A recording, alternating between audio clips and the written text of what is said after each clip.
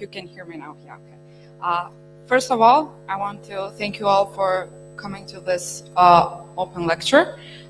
It is my honor to invite Mr. David Kusuma in our university, dear rector, dear vice rector, deans, academic staff, and most importantly, students.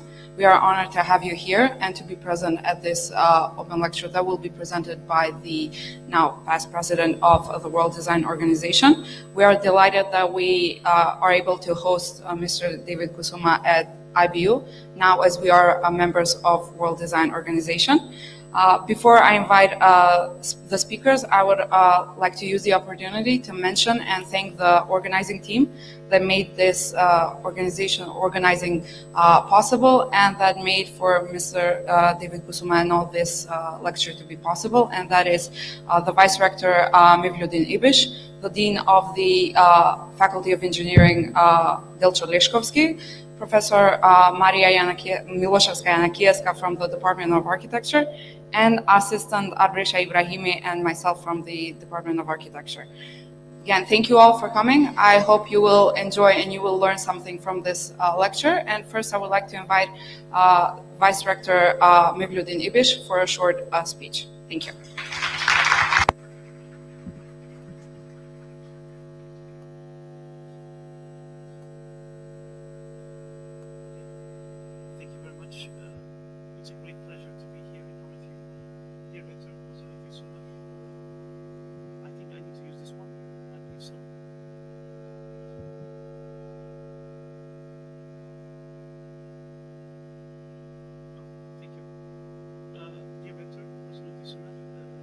Kusuma, dear deans, professors, the president of the Chamber of Architects, dear valuable students. I won't hold you long, but it's just a presentation in order to speak volume that the presence of David Kusuma here at IBU. It's profound for IBU, but also it speaks volumes for the interconnection that IBU is holding with very important organizations such as the WDO. It's a great honor also to speak about the ideas that we are trying to build networks through our professors, which are intrinsically involved into these connections.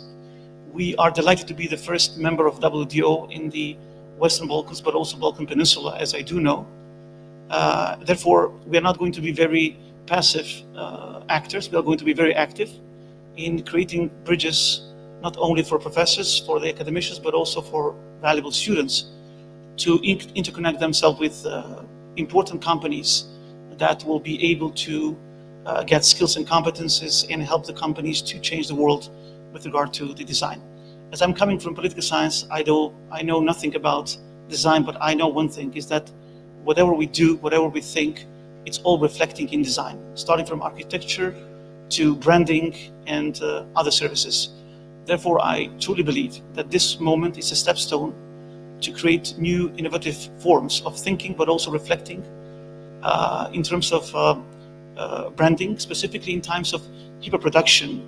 We create lots of products, but we have huge competition and competitiveness in terms of how the brand should look, but also in terms of architecture. Therefore, I believe that the Faculty of Art and Design and the Faculty of Engineering, together blended, could create an enormous opportunity for our students and for the IBU itself. Dear Kusuma, know the fact that IBU will be always open for you and for your organization, and let this be only the beginning of our cooperation. Thank you very much.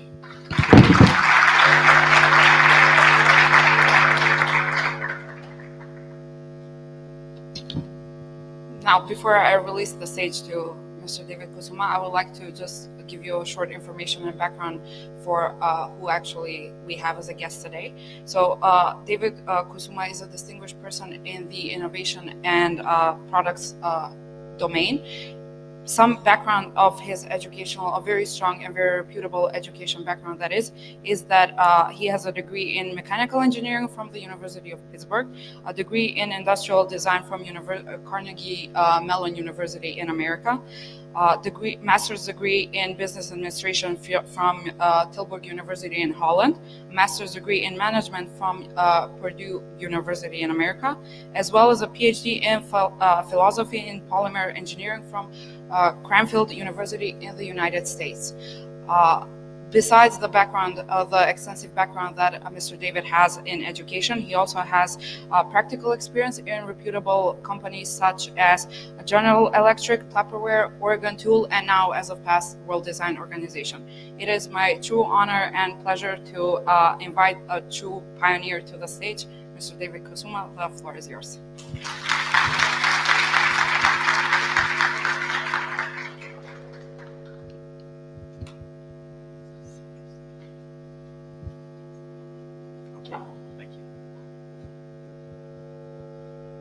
So good afternoon, everyone. So I'm very honored and I'm pleased to be here. I'm going to give my presentation really in two parts. First, I want to give a little bit of an update on the WDO, the World Design Organization. And then I'm going to talk about the topic, the new materials and technologies to maximize user benefit. So you'll see a little bit of the process that we have used in the past in order to get to very human-centric solutions, some of them which are non-obvious. You know, that is always the objective. So let's start with the first slide. Okay, so about WDO. Sorry, second slide then. So the World Design Organization, it's actually the oldest global design organization in the world. It has its roots started back in 1957 as ICSID, the International Council of Societies of Industrial Design. And then 60 years later, in 2017, it was changed to the World Design Organization because it ended up with a more broader mission. The mission to design for a better world. You know, so now we connect with human communities around the world specifically to look at how design can help to improve the quality of life of people around the world and to help with things like social improvement, you know, not just products, not just services, not just experiences, but really trying to look at how to improve the human condition. Those of you who have been following a lot of the design work around the world, you know, the global design community will probably know about the UN SDGs, the United Nations Sustainable Development Goals. So if you don't know about these, I would suggest, you know, for you to look them up. You know, these are the objectives of the United Nations in order to solve the majority of sustainable issues around the world, but they really connect with everything related to quality of life in different countries and different communities around the world. It talks about things like hunger. You know, they have an objective for zero hunger. They have an objective for no poverty. You know, some of them are very ambitious, but you know, it's good that UN has these goals. They are officially called the UN SDGs, meaning Sustainable Development Goals. But the design community likes to call them the Sustainable Design Goals. So let's go to the next one. So this is our mission for WDO. As the international voice for design, we advocate, we promote, and we share knowledge of design-driven innovation that has the power to create a better world. So everything is summarized in 5 words. We focus on design for a better world. Next slide. And these are our membership pillars. Individuals cannot be members of WDO. Only organizations can. This is why IBU is now a member in the educational pillar category. But we also have professional design associations around the world. Normally, when you are a professional designer, you would belong to an association of your national country, and then that association would become a member of WDO. We also have promotional organizations. Some of you may have followed some of the design awards that are being given around the world. Things like the Red Dot Award, IF Design, German Design Council. You know, there are quite a number of them. They fit in the promotional category because they use design to promote products and really the good use of products around the world. I had mentioned education. We also have corporate members, design-forward companies like BMW, like Samsung, LG, a lot of companies that are focused on using design as a strategic advantage in their own philosophy in the products that they are trying to develop and trying to launch. And then finally, we also have cities and municipalities. A lot of our work today is focused on working with local governments because we look, again, at utilizing design to solve for quality of life in different human communities. So that would not be possible without working directly with the mayor's offices and directly with the cities involved. So the interesting thing is that cities can also become a member of the World Design Organization so long as they have a design department. If they have a design department, normally it's focused on urban design or city planning, they are eligible to apply for membership in the WDO. These are some of our global partners. We've had UN consultative status since 1974. So this means that we've been a recognized NGO of the United Nations since the 1970s. We've worked with a number of different UN agencies throughout the years. Some of the more interesting ones, for example, would be UNIDO. This is the United Nations Industrial Development Organization, UNIDO. Very close to industrial design, for example, because this organization actually also looks at how do we raise quality of life specifically by raising industrial capacity and capability in different countries around the world. So we've started this type of relationship so that we work on different projects with UNIDO, also with UN Habitat. We've had projects with the ISS, the International Space Station, with WPO, World Packaging Organization, SPE, Society of Plastics Engineers, Ellen MacArthur Foundation, they do a lot of work in sustainability, UCLG Africa, United Cities and Local Governments of Africa. It puts us in contact with, I think it's over 10,000 mayors from all of the prominent cities on the continent of Africa. The World Trade Organization is something that we want to start really getting involved with because the WTO is focused not only on commerce and business aspects, they're also focused on things like intellectual property, which we're really, really interested in. We've started a WDO Foundation. We have really great partnerships with Cumulus, also another global organization, but in the education sector. So we do joint projects with Cumulus as well. BETA, this is the Bureau of European Design Associations. We're really connected with them as well. University of Brighton actually holds the archives of the WDO. So for the 65 years that WDO has been in operation, all of the archives that are at the University of Brighton. And then finally, DOMUS. We have a new publication. Most of you who are in architecture especially probably have heard about DOMUS. DOMUS magazine, it's the most famous architecture and design magazine in the world. So now we have started a new publication called World Design. It's a publication by WDO and DOMUS to talk about leading edge issues with regards to design. Okay, so some quick opportunities for IBU, because it was mentioned that IBU is a member of the World Design Organization. So it's really important that you know about these opportunities. Let's go to the next slide.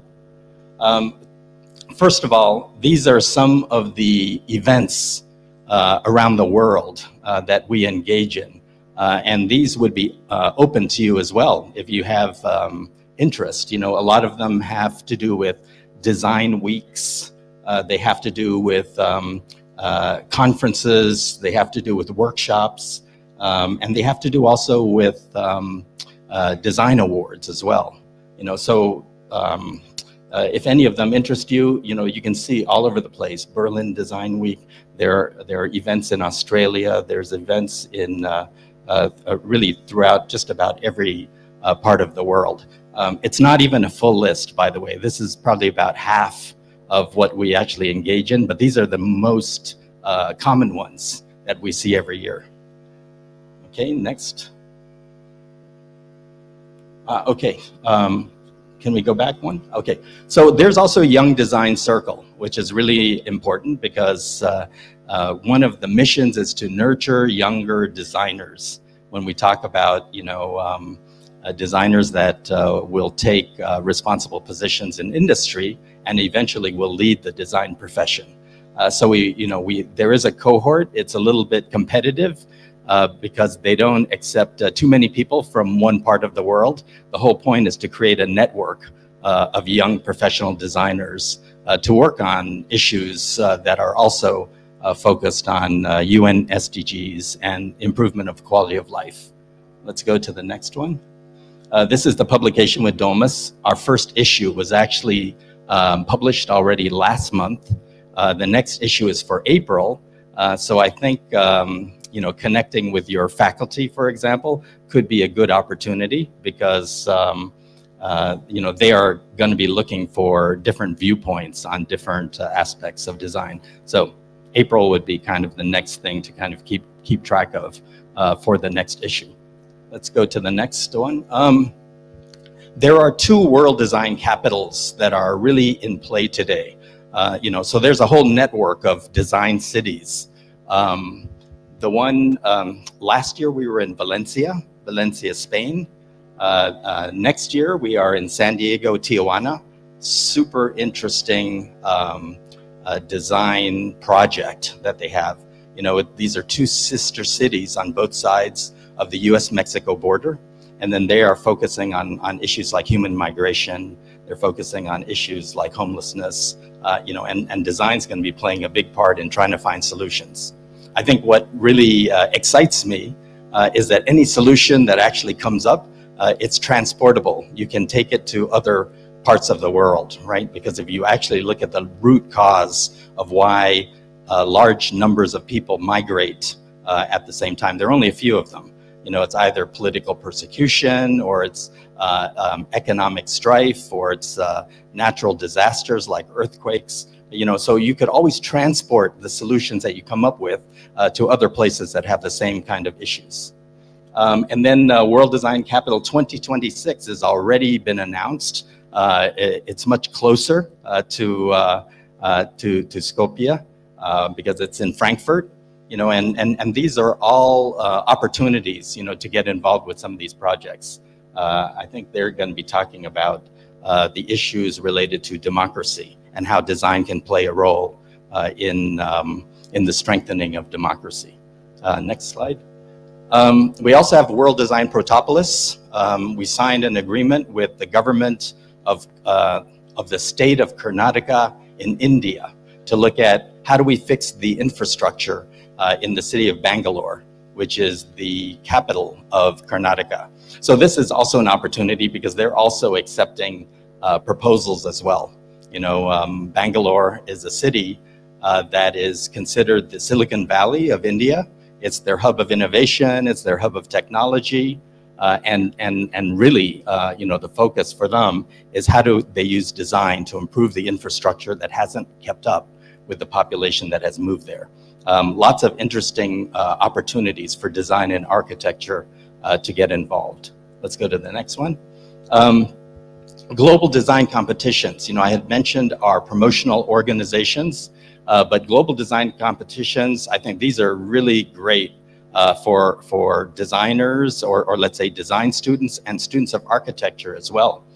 This is a project that only was juried about a month ago. I was on the jury of this competition in Chong'an, China. One of the winning projects was an architectural vision of changing electrical, I don't know what you call it. There are these electrical distribution centers, that have a lot of wires that normally come into them. And these are areas where people normally cannot enter. And their concept was, how about if we put most of that infrastructure underground, put some shielding over it, and actually build parks so that the land is accessible. Really interesting concepts, moving forward. So these are opportunities for students as well. And then we finally, the World Design Impact Prize. We don't give product awards because those are left to our members in the promotional category, but we do give one project that has the highest impact on quality of life.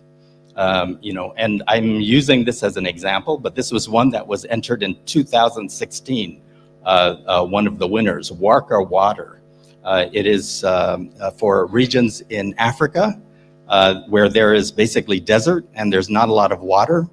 So these sculptures actually wick water out of the air, and it also collects rainwater. So it gives local communities access to water where they normally wouldn't have it. And so this one actually won the World Design Impact Prize back then. It's one of my favorite applications. The interesting thing is that because we are a UN NGO, we can go in front of the General Assembly. And our idea is to bring winners of this World Design Impact Prize in front of governments that are represented around the world to show that design can actually have an impact on quality of life and on social improvement. Okay, so I want to now go into the main topic. A lot of what I'm going to show you is during the work that my team did when I was head of product at Tupperware. I used to be vice president of R&D and product development at Tupperware. And a lot of our emphasis was on how do we create really game-changing products from ideas that haven't existed, and how can we take much bigger risks, much bigger leaps of innovation. So let's go to the next one. So the first part I want to talk about is understanding innovation. You know, and this is really, really important because a lot of people have different definitions of innovation. And I've been really privileged because in my position, I've actually sat on a number of corporate boards, and a lot of the information that we actually exchange have to do with innovation and how companies use innovation in order to further their missions. So let's go to the next slide. Next one. Okay. So the first topic that we have been discussing is that all companies fear disruption. And this is absolutely true. You know, they have had a survey of corporate CEOs, and they found out that actually corporate CEOs have felt that 30% of their revenue of their company is at risk because of disruptions. And I would say that probably today, it's more like 100%, because if you don't continue to reinvent yourself, you know, someone else could come and take your business. Let's go to the next. Oh, okay. So here is a picture from the CES. Have any of you been to the CES, the Consumer Electronics Show in Las Vegas? The largest consumer electronics show in the world. And it's actually always during the first week of January, because they want to be the first. But they are showing 3D printing. You know, 3D printing, of course, is a disruptive technology, but they're showing it here for food. You know, so 3D printing is disrupting not just the plastics industry, but it's disrupting all these other industries, you know, that we take for granted. They were 3D printing cookies. I actually had a chance to taste one. Tasted like cookies, but you know, just the fact that they are using this methodology for mass production, I think is just amazing. The industry, by the way, likes to shift. You know, they don't want to be called 3D printing for prototyping. They actually want to talk about being additive manufacturing. You know, they want to be known for production. Let's go to the next one. Okay, so what got, okay. Normally I show the title first and then I bring up the next thing, but it's okay. What got you here won't get you there, you know, and this is really important because business plans that companies have, they don't last as long as they used to. You know, everything is totally up for grabs by startups that have really nothing to lose, you know. Okay, so go ahead and show this next one. You know, these are companies that most of you are familiar with. Uber, Netflix, Dropbox, and so on, even the Chinese ones down at the bottom. You know, they can come in and they can take over businesses because, again, they have totally a different way of thinking. So it's important for companies not to look at only incremental innovation. They actually have to look at, you know, bigger leaps. How do we get bigger steps of innovation into their work? Next one. Okay, and making innovation work. So another survey of corporate executives highlighted that 93% of corporate executives felt that the future success of their company really depended on innovation.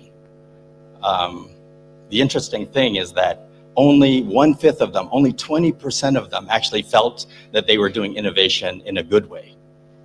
So it's a big opportunity. Show the next one. So according to Business Week, it is the single most important business challenge of our era is making innovation work. Okay, next one. Okay, and this is the final thought that I wanted to provide on this. Avoid linear thinking. You know, the issue that most companies face is that if they have had success in doing things a certain way, they keep doing it the same way all the time, right? And it may have worked in the past, but today the reality is they have to expect the unexpected. You know, it's not enough to think the same way because, you know, we live in a non-linear world. You know, you can't be always thinking in a linear way. So, you know, the future is not a continuation of the past, right? So past success does not guarantee future success. So we talk a lot about these things. Let's go to the next one. I want to touch on consumer research because anyone who's developing products, consumer research is so incredibly critical. You have to understand who your audience is, who the consumer is that you're actually targeting your products for. So let's go. Our big focus was how do we enhance user experience and how do we maximize user benefits? And you can only do that if you actually get intimately involved and know your user. So let's go to the next one. Okay.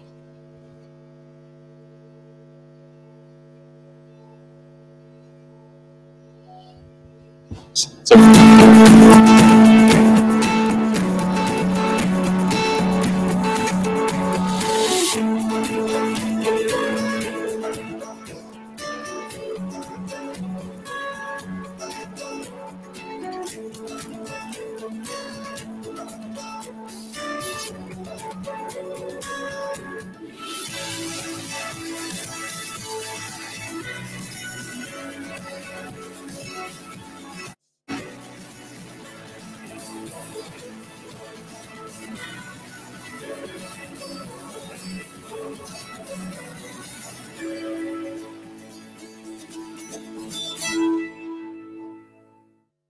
to be a little bit of an echo there. But anyway, what you saw is really a product that is multifunctional. It used to be that we focused on products that did one thing and did one thing well. But then, you know, finally the company's focus was how do we actually provide maximum value to the consumer, to the user, so that the product that they buy actually can do several functions at once. Okay. Every area that we have presence in the world, we focus on creating an activity cycle, you know, and this is really looking at the behavior of people, you know, from the time that they wake up to the time that they have their lunch, you know, they do other activities during the day, all the way until the evening, you know, and it's all different for different areas of the world. But the key here is that we were looking specifically at trying to find the gaps. You know, where are the areas in people's lives that we can actually add value? You know, so this is really what we were looking for. Let's go to the next one. Everything is focused on user research and consumer insights. You know, we would map out everything in order to really come up with, you know, what is the needs and the wants of the consumers we were looking to serve. a lot of trends comes from different areas. You know, you can look at stores. We do a lot of store checks. We attend a lot of fairs. We go online, like probably most of you, and look at websites. We look through magazines. We attend exhibitions. But the whole point is to try to find trends that give us more information. So I want to share with you actually 4 mega trends that have really come up with regards to the housewares industry, and you know, what is the most important to this segment of the population. Let's go. So the first one is healthy cooking and healthy eating. You know, probably most of you also fit into this category. What we found is that today, most people, they want to be healthy, but they want to be fit as well, and they want to eat healthy. You know, they want to eat well, and I think this is really the key to you know, to how people behave as they move forward. Let's go to the next one. The next one is home organization. So home organization, what we found is that many people, they love to get organized. The problem is most people, they don't know how to do it. And what we found is that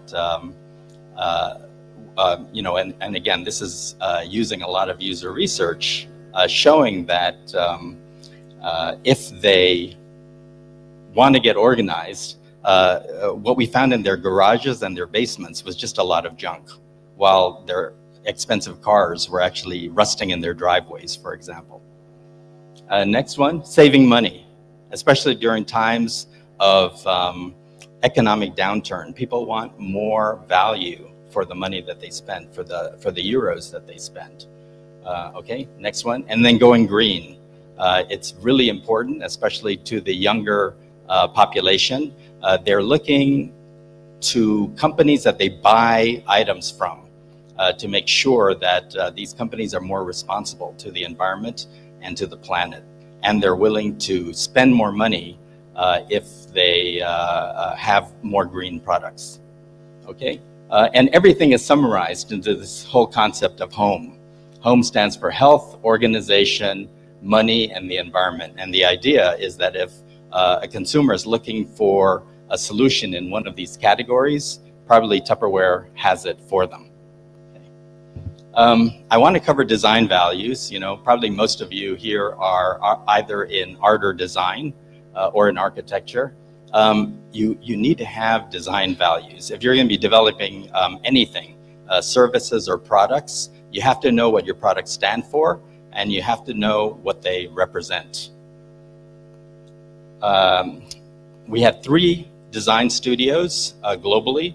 Orlando in Florida was our main headquarters. Belgium was our design center for Europe. And then I opened up a design center in Singapore for Asia Pacific. So who designs Tupperware products? You know, we actually had a whole diverse group of designers working on products. This is Vincent Jallet, one of our design managers, who is leading our design team in Europe. A lot of our designers, you know, they take design very personally. Whenever we launch a product, they actually come and they insist on doing something special. You know, here you actually see them wearing their Tupperware during a launch program. And then the teams would all get together. You know, I mean, that I think is not exclusive to design, but we had project teams specifically working on each of the products. And by the way, at Tupperware, we launched anywhere between 150 to 200 new products every year. So a lot of products. Next one. I want to talk a little bit about our design values, because this is really important. You know, I had mentioned that you need to know what your products stand for. The first one is original thinking. You know, and I love sharing this with people, especially designers, as they are looking to create their own philosophy. Original thinking means the idea has to be new. It cannot be a copy of what's already on the market. The second one is confidence. Confidence has to be that the product has to be doing what it was meant to do. You know, it has to do with a lot of trust building. The third one is desire. Anyone of you who have purchased Tupperware in the past know that this product is expensive. So, our focus is how do we make this product so that it's desirable? How do we make this product so people love it? Honesty. So honesty has to do with the materials. We talk about food safe. We talk about, flexibility. We talk about things related to, functionality as well. But the whole point here is that we are using the right materials for the actual functionality that we're looking for. Hint of surprise, this goes back to that whole focus on multifunctionality. Which means that this product can do this, but it can do so much more. It can do other things as well. Sophisticated simplicity, the product can be simple, but it can still be elegant. Warm, inviting, and friendly, something that you want to touch, something that you want to own. And then quality. A lot of the products are actually purchased because they seemingly last forever. So we never sacrifice on quality. And we also focus on soft skills. All of our designers were actually sent to cooking school. And this was really important because if you have people who are going to be developing products for the kitchen and for chefs, for cooks, they probably need to know what they're doing. So, that was a big part of our internal training. And we focus on everyday good design. This is where we talk about we don't design products to go into museums, although we are very happy that a number of our products are permanent collections in different design museums around the world. But it's not why we develop the products. We actually develop the products because we want to provide the maximum benefit. We want the user to use the products every day, and in cases maybe multiple times per day, because the more often people use the products, the more value we know we're giving them. Next one. And the big thing is design for life. All of Tupperware is designed to last just about forever. If it fails, you can actually bring it back. They will take it back and they will replace it. A little bit on materials and R&D. Let's go to the next slide. This is our manufacturing footprint. We have plants in every part of the world, on every continent except for Antarctica. Keep going. Some of the technologies that Tupperware is really good at is in polymers and in polymer manufacturing, like injection molding. They have a lot of expertise in these areas. Next slide. Especially with regard to automation, and especially with regards to multi-component molding, where you mold different materials together. Next slide. Materials and material additives, are really what our expertise is in this area. Keep going. We even developed a whole map in terms of how designers would specify their materials. If they're looking for high temperature, if they're looking for clarity or stiffness, or trying to resolve staining, or trying to find something affordable, we can actually help them find the best solution based on what they're trying to do. And we work a lot with open innovation. Open innovation networks, especially when we're bringing in new technology. This is really important to build partnerships with other institutions, other universities, other organizations that can help extend our reach and help us to do things we couldn't do ourselves.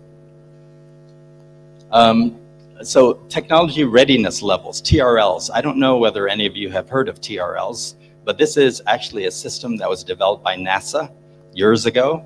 And the interesting thing is that it tells you the levels of technology readiness levels based on whether something is just emerging, like from the university, would be early TRLs. Then you have this mid-stage TRLs where you're actually looking at creating proof of concept from some of the early research. And then you have late-stage TRLs where the technology is almost completed, and then you can actually look to implement it. You can actually apply it. So next one. This one is the governance for R&D, because everything that you or that we had incorporated needs to lead back to the consumer, right? So every technology must touch base with value for the consumer. So very, very important. All right. Okay, so now I want to get into the case studies. These are interesting examples of the use of different technologies and really, kind of design methodologies. We have these serving bowls. Serving bowls are actually very boring. They're just bowls that sit on your table. But we created this effect similar to glass by using these different colored pellets. The interesting thing was using color pellets that melted at different temperatures. It gave you the streaking effect, so that just like you were adding pigments to glass, you could actually create this effect. The interesting thing is that consumers, they really love this, but our operations team in manufacturing, they really hated it. And the reason why they hated it was because they are taught to make sure that each part coming out of a molding process are identical. And here, every part was unique because of the streaking process. Let's go to the next one. Another serving bowl. So this one was based on optics. I came from the automotive industry before I went to Tupperware when I worked for General Electric. And so I actually hired one of the optical engineers that I used to work with, but instead of designing headlamps, I asked him to help me design this serving bowl. And looking at the reflection and the refraction, so the refraction is the bending of light through the prisms. How can we maximize the amount of light through the part, and how can we reflect the maximum amount of color? So you can see that was what was accomplished. This thing ended up being a really big seller around the world just because of the effect of the prisms. Okay. I want to talk about microwaving technology because we did a huge amount of work in microwaving technology. Every one of you probably have a microwave oven either in your home where your parents are, or you have access to one here in the school. What we found is that most countries have a very deep penetration of microwaves, meaning that almost everyone has access to microwaves. But if you take a look at what people actually use them for, most microwave ovens are used primarily for reheating. So for us, this was a real opportunity. We could actually convert this appliance that everyone has into something that it actually cooks, that actually becomes a valuable cooking appliance. So let's go to the next one. So we created a couple different scenarios. This one was one of the simpler ones, but I wanted to show it to you because you know that there is a little bit of strange geometry in these products. It has this little hump on the bottom. We reflect the style of the design on the top. But the interesting thing is that a lot of people, they think that microwaves cook from the inside out, but they don't. They actually cook from the outside in as well. And if you take, in research, food like cupcakes, and you put them in a circular pattern, and you put one in the middle, what you find is that the outside, the perimeter, cooks faster than the inside. So if you're actually able to graph on a histogram, do a normal distribution in terms of the amount of doneness, the amount of cooking, you'll find that you cook a lot on the sides. It dips down in the middle and then back up on the sides again, because again, it cooks mostly around the perimeter first. So actually, by changing this geometry, and this is purely a design exercise, what we're doing is we're actually reducing the cross section of the food right in the middle where the cooking is the slowest. So this simple solution gives the consumer the ability to cook a casserole with completely even heating throughout the entire product. Let's go to the next one. Microwave steaming, this was also done for a microwave. We used a material here that actually reflects microwave energy, meaning that the microwaves cannot penetrate the main chamber that you put the food in. Really a game changer. You know, I have to tell you that when I proposed this to senior management, they thought I was crazy, right? They said, how can you justify investing in a product for the microwave oven that doesn't allow microwaves to penetrate? Doesn't make any sense, you know? And for our team, you know, it made a lot of sense. Why? Because we're also trying to solve the issues that people had with regards to bad experiences. You know, all of you who have used microwave ovens for reheating your food or even for cooking your food will have had bad experiences. Things like chicken that has turned into rubber, or breads that have become, you know, hard as stone. You know, these are all the things that we were trying to avoid. You know, how do we correct the bad experiences that everyone has? You know, so this product actually has a reservoir on the bottom. It's a colander, so it has holes at the bottom, and it allows you to layer in your foods. The beauty of this product is that it cooks 100% by steam only, because it reflects the microwave energy. It doesn't cook at all using the microwave energy. So, you know, it really was a game changer. Became one of the top selling products in Europe. And you know, it's still being sold today. Let's go to the next one. One of the big projects that we focused on was using metal in the microwave. You know, I was always getting the question, I thought you cannot use metal in the microwave oven. And the answer is actually you can. You just need to use the right metal, and you need to make sure that you use the right geometry so that you stop sparking. You know, so let's go to the next one. We developed a whole line of products with metals. We worked with the Fraunhofer Institute in Germany to actually come up with the right material and also the right application of the metal.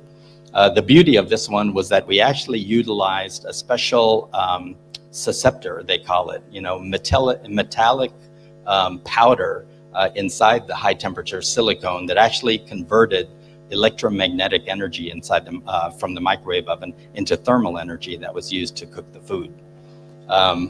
The interesting thing here, let's go to the next slide, is that we focus on one material property. The one material property is called the Curie temperature. The Curie temperature is the temperature where magnetic materials lose their magnetism, right? So basically what happens is that you have a very fast slope. You reach terminal temperature very fast, but once it goes beyond the Curie temperature, it loses its magnetism, and then basically the temperature drops. It goes below it, it reignites again, you know. So the temperature through this oscillating wave actually can be controlled. And that's a benefit, because if you cannot control temperature, then any recipe you're trying to cook will not work. But if you can control temperature, the only other thing you need to control is time. And then you can repeat your food all the time. Okay, let's go. You know, and really this was designed to cook all sorts of different foods. Let's go to the next one. We also launched a lot of recipes. Every product that we came up with, we had a whole set of recipes. Let's go to the next one. So each one kind of gave the consumer the idea in terms of how to use the product so that they weren't left guessing. Next one.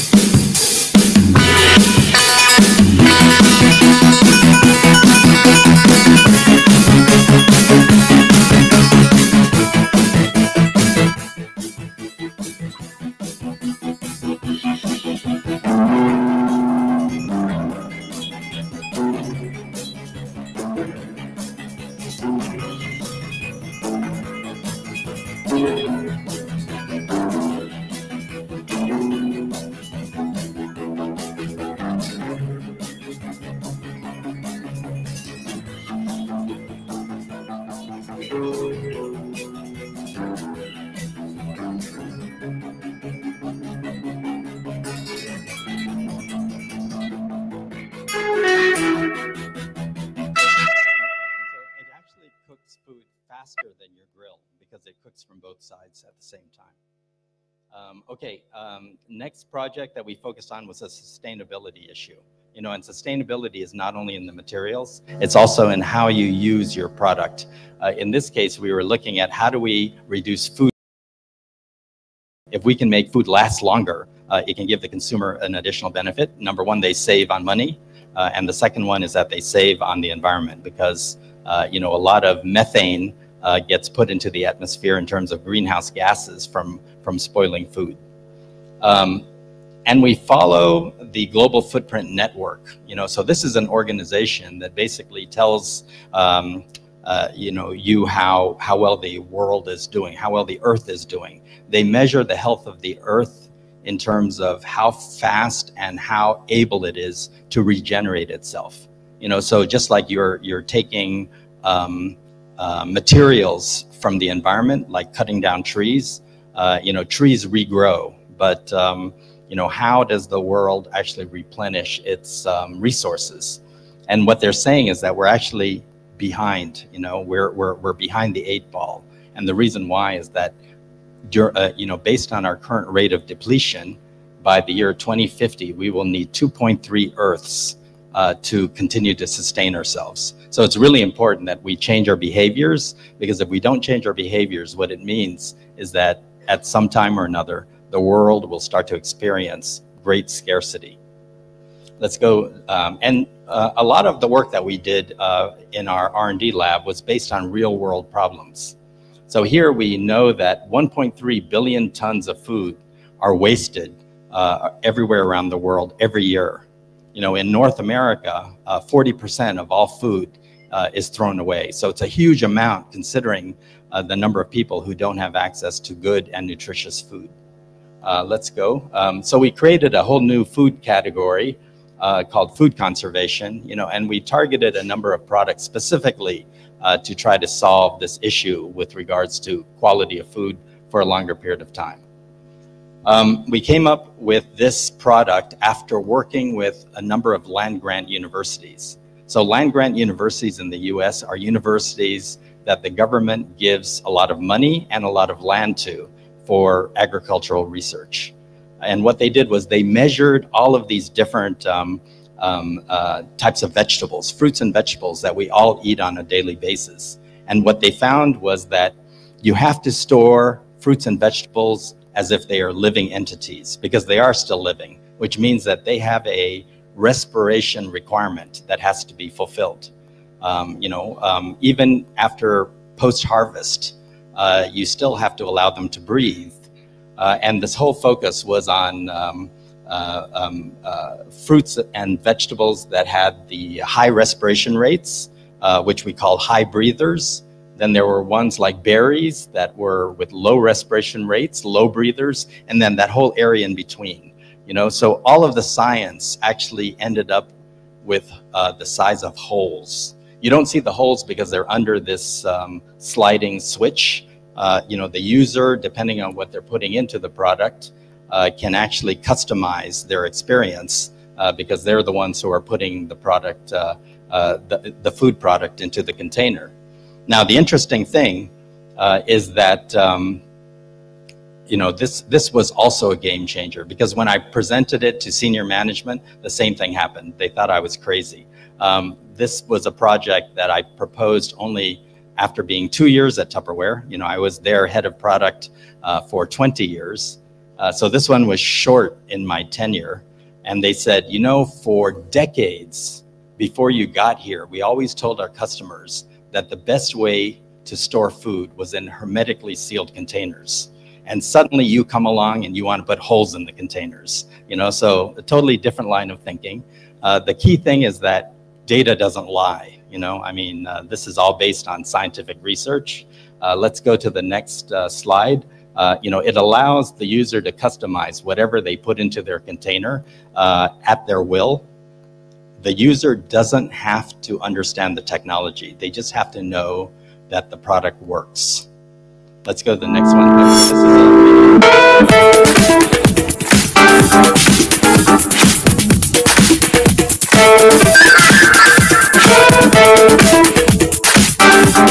is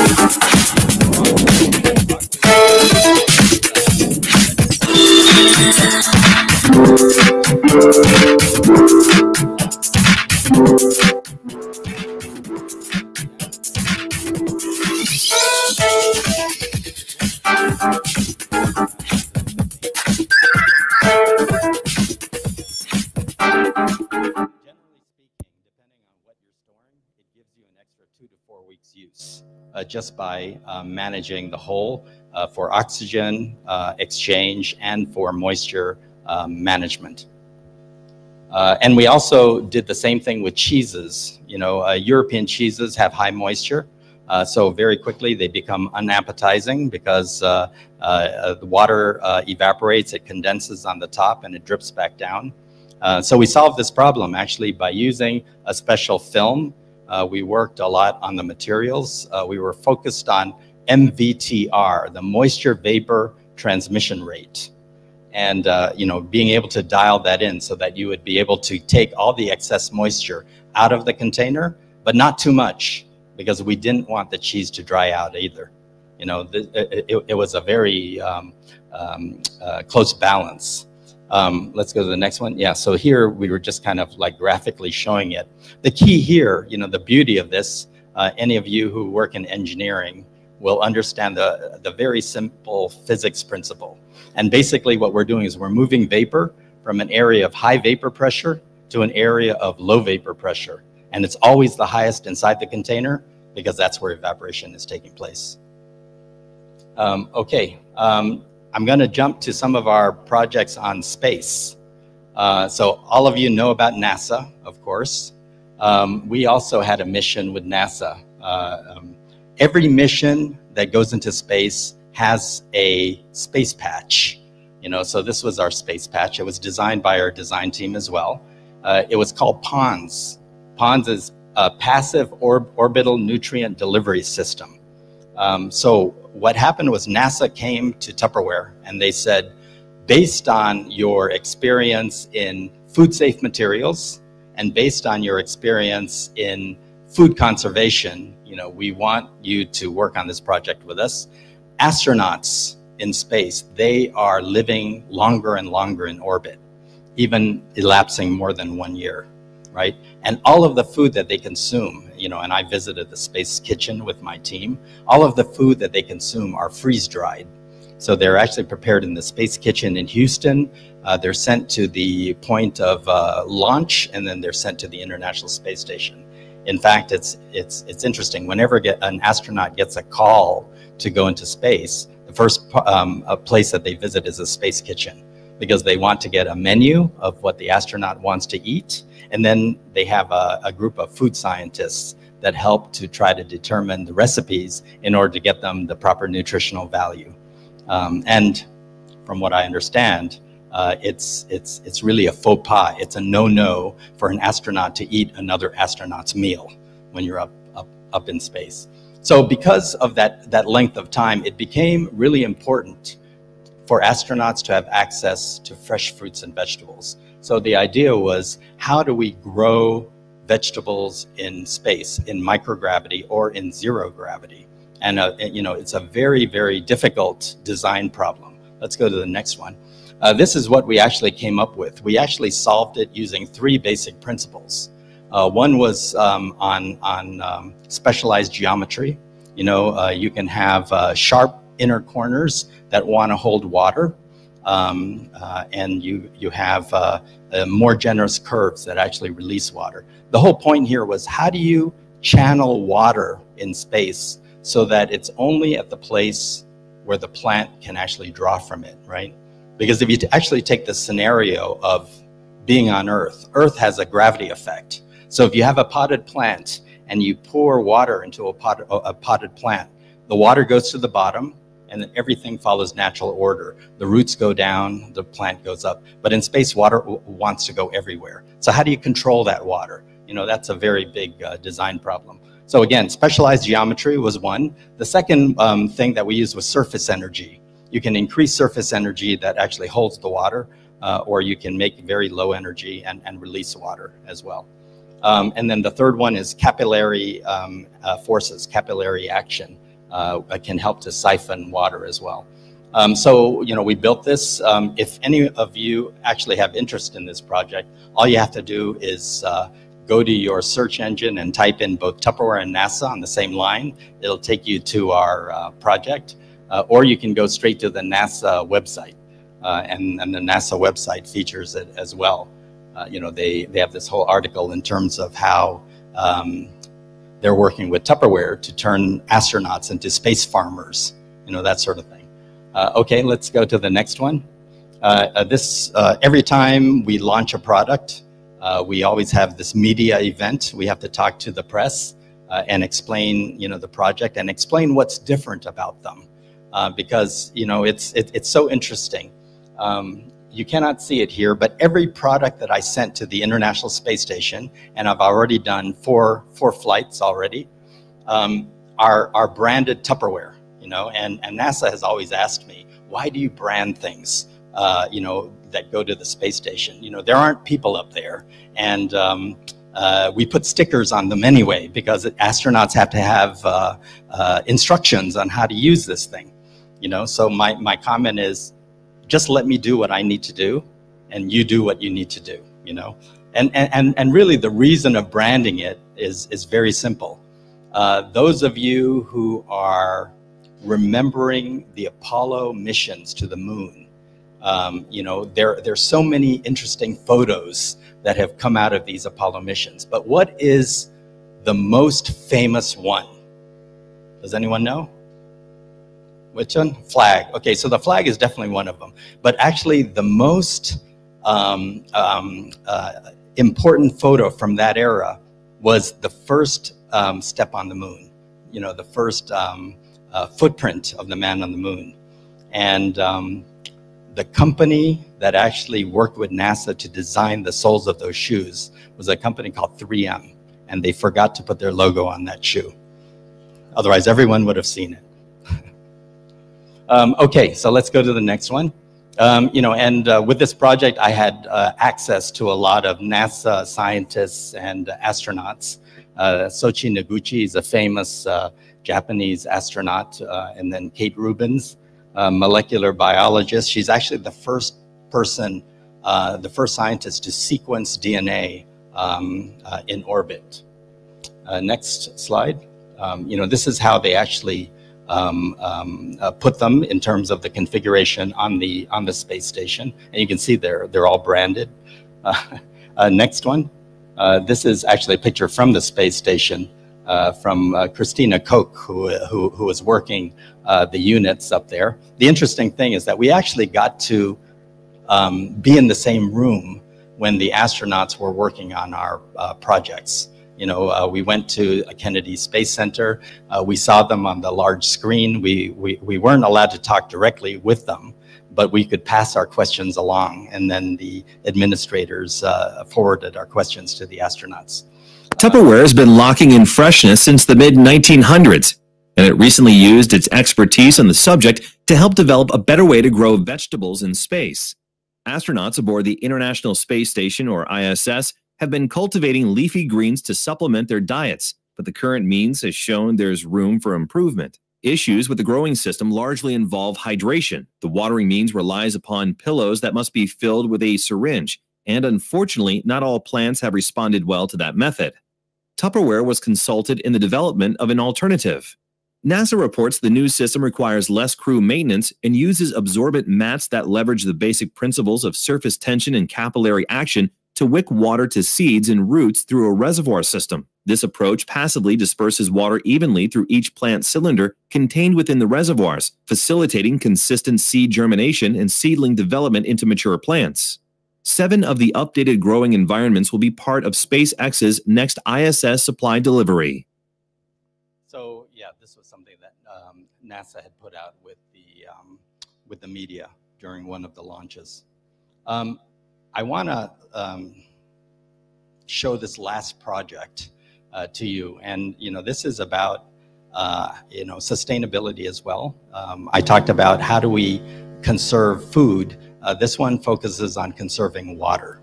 You know, and again, when you're working on R&D, the whole point is you have to take big risks, and I'm going to show this to you. So again, we take our motivation from real world problems. 1.8 billion people live without access to clean water. You know, so how do we utilize water in a more respectable way, in a a more responsible way? Let's go to the next one. Story Musgrave. Again, living in Florida for Tupperware, I actually had access to a lot of resources that normal companies wouldn't have. Story Musgrave is a retired astronaut, a doctor of medicine, but also a doctor of biology. You know, I hired him. He was only willing to work 1 day a week, but he would come into the office. And the project we gave him was water. How can we clean water in a very simple way? You know, he's actually the most well-known for doing the spacewalk to fix the Hubble telescope. You know, that was one of his missions. Let's go to the next one. That's how he looks today. But you can see in the back, you know, his focus was on the personal water purification system that he worked on with us and for us. Let's go to the next one. This was the outcome, actually. He ended up bringing in a NASA technology that used a nanoceram wrap, basically a ceramic material that had nano-sized pores. You know, the complexity of this project was that every market that we talked to wanted something different. You know, not just a log-6 reduction in bacteria, but they also wanted viruses, you know, to be removed as well. Again, the benefit of this technology is that just through geometry, just because of the nano-sized holes, they were able to remove all of these pathogens from the water without adding any chemicals.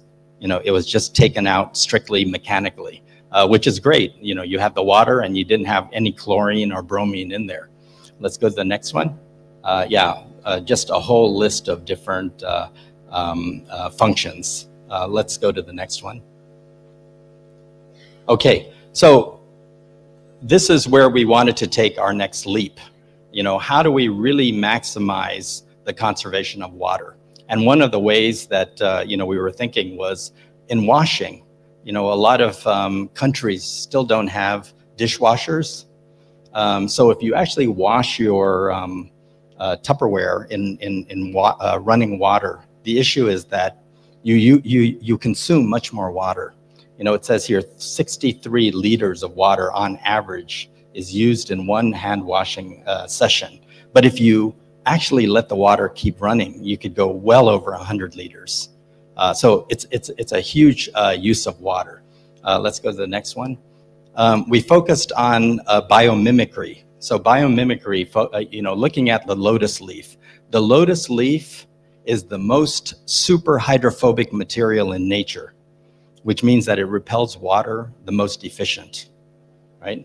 And if you take a look at this blown up section over here, it's actually a micro nano structure, and you need both of them in order to solve this problem. But you know, you can see the water droplets on this. Let's go to the next one. So here what we did was we tried to mimic the lotus leaf. And we're measuring contact angle. So the contact angle actually measures the sphere of the drop. You know, the more perfect the sphere is, the higher the contact angle, which means that it's more super hydrophobic. It repels the water more efficiently. You know, for us, we actually had another problem because it wasn't just water. We wanted to repel oils as well. You know, how do you know, cooked food has a lot of oil.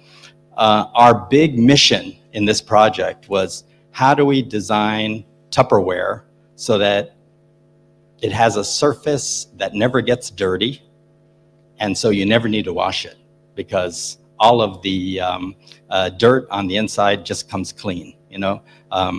Sounds a little bit science fiction-y, but if you're gonna be doing R&D, you know, you accept some of these premises to try to solve. You know, how do you make Tupperware that never needs to be washed? So you can see that if you look at the size of the spheres, the maximum contact angle that you can achieve is 180 degrees, right? So that's exactly you know, the surface from one side of the angle to the other. That'll give you a perfect sphere. The lotus leaf is almost perfect. It's 170 degrees. You know, and I'm going to give you a frame of reference because all of you have used nonstick cookware. Nonstick cookware is only 90 degrees. So, how do you bridge the 90 degrees all the way, to like 170 degrees in order to maximize this hydrophobic effect?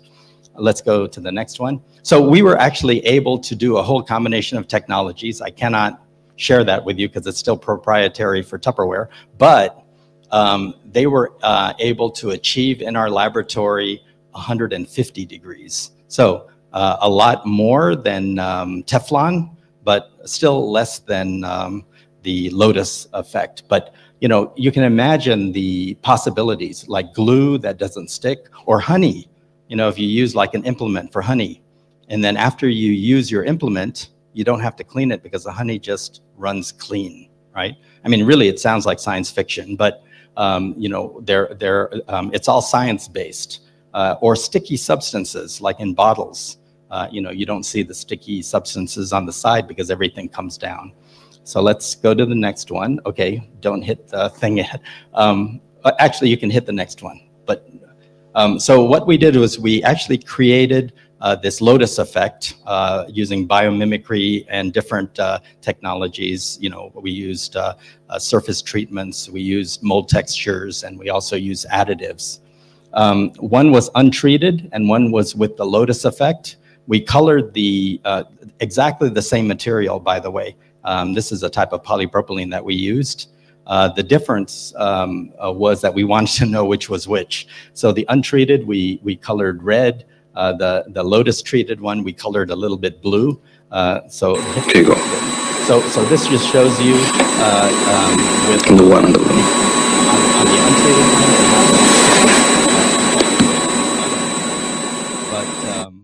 The one with the Lotus effect, it just rolls right off, right? So go to the next one, and you can see we did a whole bunch of other experiments to show that you can actually get this effect and end up with products that actually you never need to wash because they never get dirty. Next one. Just ending with a couple quotes. So a modern future, right? It cannot live without materials and technologies, but we do need to be, especially as designers, to be responsible, make sure that we use them in a sustainable way so that the next generation can still have materials and resources. And then the most important quote that we used to believe in, next one, is that tomorrow is always more important than today. Thank you.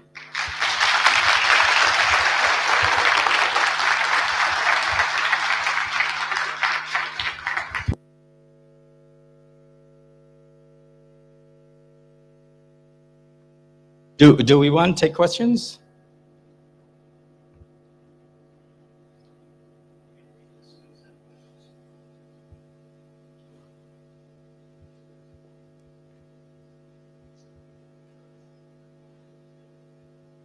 Oh, okay, please.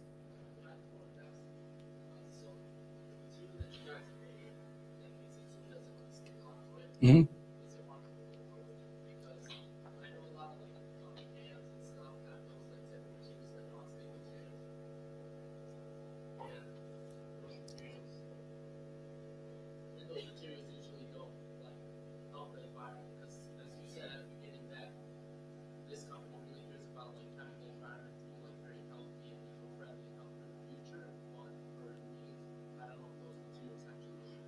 So what you're talking about is a fluoropolymer, typically known as like Teflon, for example, that have PFOAs. They have actually bad chemicals that are utilized to create that final material.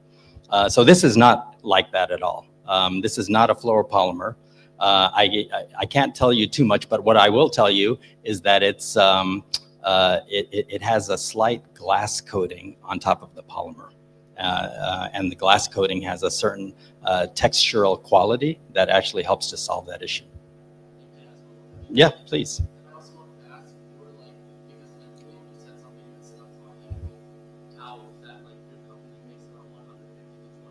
Mm-hmm.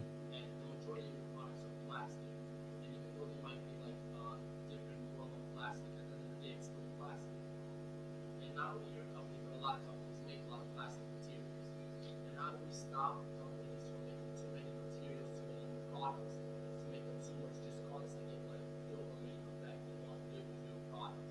And how can we make it so one product can sustain longer and not make a new product for the same thing? So I would say excellent question. Generally speaking, first of all, I would say that Tupperware is designed to last forever, right? I mean, it's not meant to be a limited use product. You know, it's not like packaging materials where you would buy food on the go, for example, take out the package and then throw it away and it has a limited life. It's meant to be used, again, as many times per day as possible. And it's meant to meet the requirements of the functionality. You know, I will tell you that I've talked at quite a number of conferences. There was one that I spoke at in which the person speaking before me said, never use plastic, totally bad for the environment. You know, I was following him. So I was thinking, now what do I say?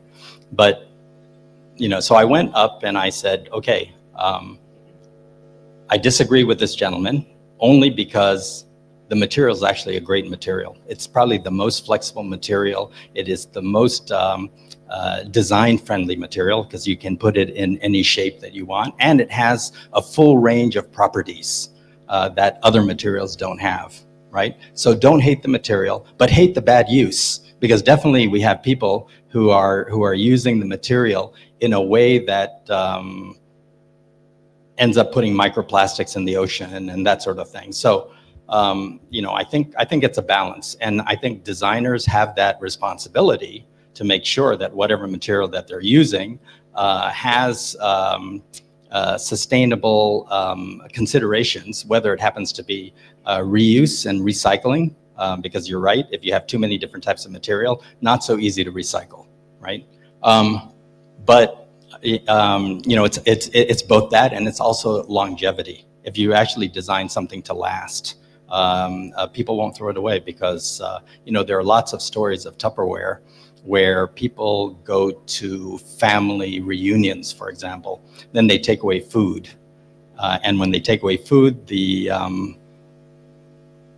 hosts, the parents, they want their Tupperware back. You know, so it's like, give me my stuff back. You know, versus using other stuff that you buy in the supermarket that you don't really care whether it comes back or not. Okay, thank you. That was my question. Yeah. Thank you so much. Thanks. So I actually have a question. So previously you mentioned that when you started your work at Tupperware, you said that in your first 2 years, like, you came up with a new concept about the humid boxes, about the vegetables, their longevity. So like, in your first 2 years, you blew the whole narrative of what the CEO, I think, said, that for the last 30 years, they said to their customers that repetitively that they need to use, like, in their vegetables, to store them in hermetically closed boxes. So that's one narrative that you, like, disrupted and blew, like, you came up with a new innovation. What about the other strategies that, for example, this company, Tupperware, uses for, like, long periods of time, for like 30, 20 years, and then realized that actually that was the wrong decision to make, that was the wrong method to be using? What about these kind of strategies? Like, when you, for example, came up with a new concept, like, do you keep, like, testing those concepts and stuff, or do you, like, get a new concept, see that this concept is better, and, like, stick to it for the next 30 years? Or do you just, like, keep trying and improving and stuff? Because it has it has a negative effect, because that using, like, hermetically closed boxes from your company, for example, that did contribute in the issue that you were trying to solve, like, for example, the waste of the food. So, like, do you keep testing the strategies or the concepts that you make? So also a good question. The issue is that things always change when you learn new things, you know. And when I joined Tupperware, the big focus on sustainability was in recycling. I mean, most companies do that, and that's fine, but there are ways to be more sustainable also in terms of human behavior, right? One of the teams that I led in product development was also a team focused on life cycle assessments. Are you familiar with this? Life cycle assessments is basically the calculation of your carbon footprint and your energy footprint, and basically how much resources you actually utilize. So because of that, I started to put more emphasis in terms of human behavior and not just recycling, because everyone does recycling. And the problem with recycling is that most of the materials are 100% recycled, but why do we only in the industry recycle about 9 to 12% of material? And that's because of, well, number one, it's because we value plastics too little. If you look at the value of plastics, you actually have to spend more money to convert old plastics into new plastics, right? You have to expend energy and you have to reprocess them. So it's cheaper to just use new plastics, and that's why they just continue to use it. So that's one problem, and it's human behavior. I mean, if we made the material more valuable, let's say, I mean, I'm exaggerating, but if we made plastics as valuable as platinum, you wouldn't see any of these problems because people wouldn't leave them in the garbage. They would be collecting them. So I think we need to rethink how we utilize materials. In this case, your question was about what happened to all that other stuff they've already produced, right? Now, I would say that for many different types of food, hermetically sealed containers are actually pretty good. But just specifically for vegetables and fruits and vegetables, because they are still a live commodity in terms of food, you have to treat them this way. So it was more specialized specifically for that food group.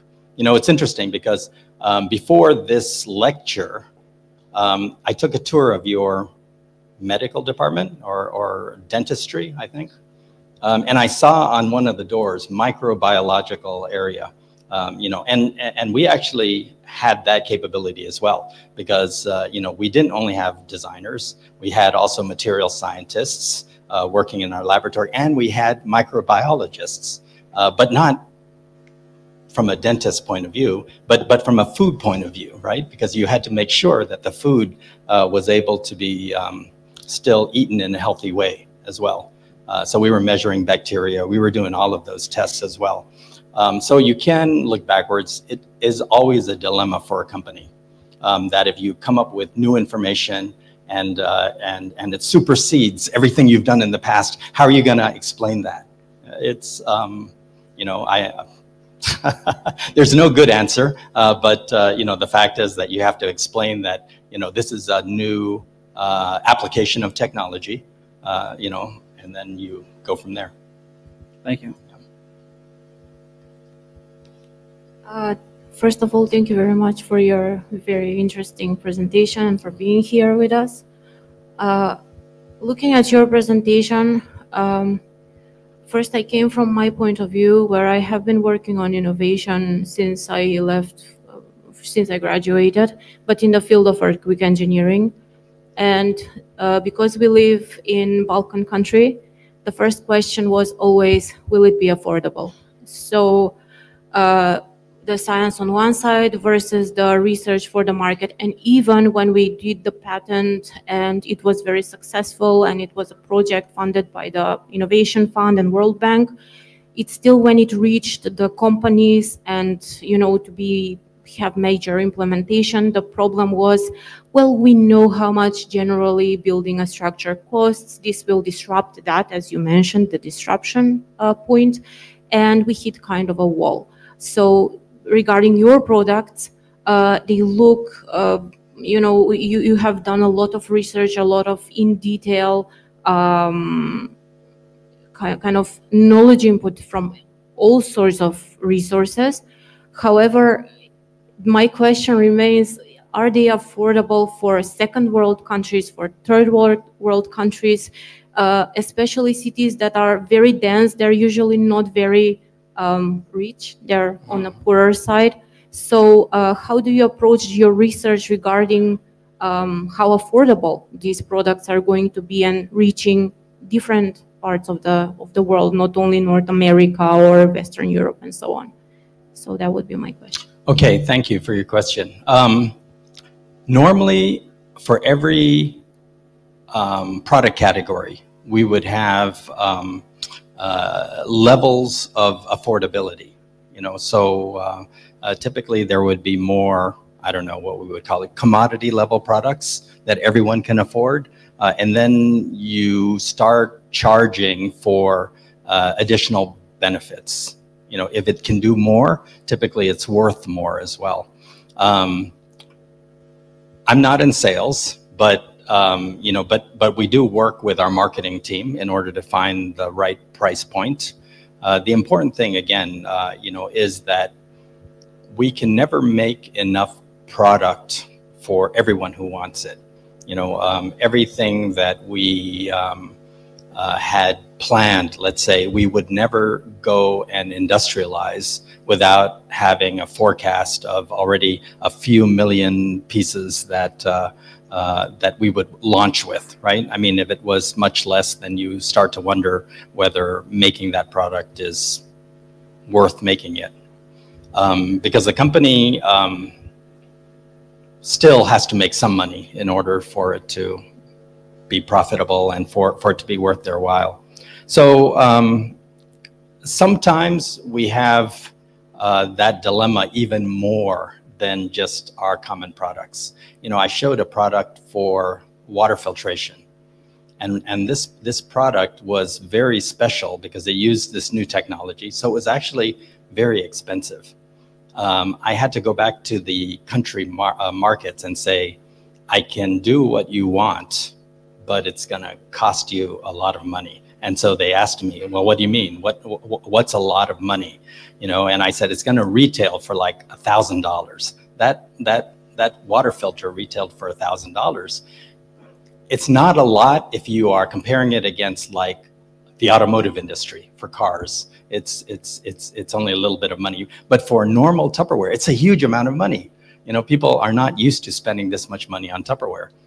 But what happened was one of the countries, Malaysia, basically said, you know what, let's give it a try. You know, we want this product. I said, okay, I need a forecast from you. They came back and they said 2,000 the first year. You know, now 2,000, normally we wouldn't even start planning anything. You know, it's too little of a forecast. But at the same time, at $1,000 each, right? It's a $2 million piece of business. So, you know, talking with senior management, the agreement was, let's give it a try. You know, so we built it, and every year they've outsold it because water is a big issue. Everyone needs access to water. Now, there are other water products on the market as well, so other people could buy maybe more affordable solutions. But this one, I'm just going to explain, outsold every year, you know, up to the point where they were selling more than 100,000 units a year by the time I left Tupperware. You know, so suddenly one product out of the thousands that they sell is $100 million worth of business. You know, so sometimes you can create this through innovation. It doesn't solve the problem that you mentioned with making it affordable, but we couldn't produce enough anyway. You know, I mean, so I think people have to make some choices in terms of what they purchase. Thank you very much for your answer. Any other questions? Oh. Hi, thanks for the presentation. My question is about the solution way of the wide variety of areas. You provide us in your presentation optimum solutions. My question is the logic behind to solve the problems. Do you approach like a trees management problem solving solutions? Maybe you know a Russian problem solution technique, trees. How I say? I want to learn the algorithm of your problem solving mechanism. Did you mention trees? Trees. Yeah. So we also use trees. You know, so trees is a Russian methodology. I find it to be very useful because it assumes that anything you're inventing has been already invented in the past. So, you know, why not look at what has been done? It could be already close to your solution, and then you could, you know, leverage that. So we use a number of different methodologies, but trees is one of them. Thanks. Yeah, thanks. One more question. You mentioned the disruption when you are making a product, and of course there should be disruption in the market so you can sell the product, because everybody need to understand it so they can buy it. So is there any example where you have failed with some products? So yes, we have. You know, sometimes you fail because of different reasons. You know, maybe you do the right thing, but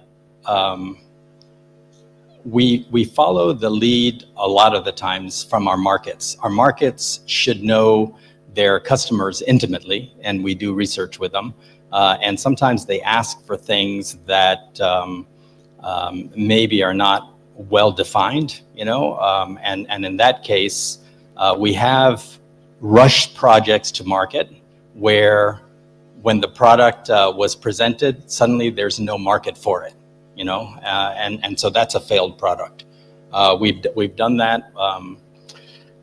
Let's see. One example is that we have a food storage system called modular mates. You know, these are containers that hold dry food storage, and they come in different heights so that you can stack them, and they all make sense in your cupboard.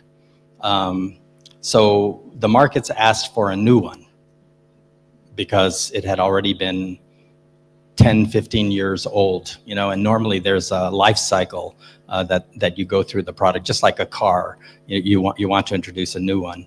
And it's very expensive to do it because you have all of these different sizes, which means you have to have all of those different molds to make them work in order to make the system, right? The problem is that they sold so much of the old one that when the new one came to market, no one wanted it. They wanted the old one because they wanted the ones that fit with the system they've already bought. You know, this is a problem. That's one example. Thank you.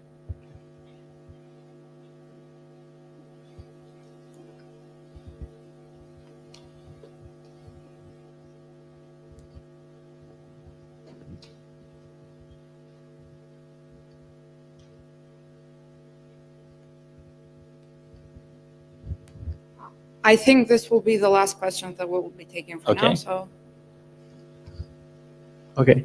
Thank you so much for your presentation, first of all. My question is regarding, in the last project that you presented in the water filter, you talked about the ceramic that you use to filter the water.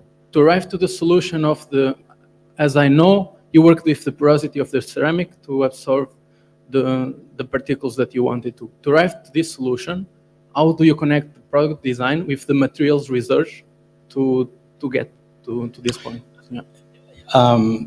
You always have to take a multidisciplinary approach, meaning that you have to match the technology with what you're trying to design. And the ceramics, by the way, was not absorbing the materials. It was preventing it from going through it worked like a grid with small nano-sized holes. And the benefit of this one was health. You didn't have to introduce any chemicals to kill bacteria or any pathogenic activity in the water. I would say that we learned a lot because from a design point of view, what we found is that the technology was so good, it filtered the water and it took out all the bad stuff, but it also took out the good stuff. So we had to actually redesign the unit so that in the outflow, where the water was coming out, the clean water was coming out, we put an enhancement tank back in so that we could recollect the minerals again, right? Because the same filter took out not just the bacteria, but it took out all the minerals. And you need the minerals for health. So there's only one substance based on our research that actually exists today. It's called this Bahukan rock. It's actually certified by the Japanese government as a as a mineral that can be introduced back into drinking water. So we ended up designing the outflow with an enhancement tank to put the minerals back in the water before people would drink it. You know, so again, this is design working with the technical side. Originally, we didn't have this outflow enhancement tank. We had to put it back in because we wanted the maximum healthy situation.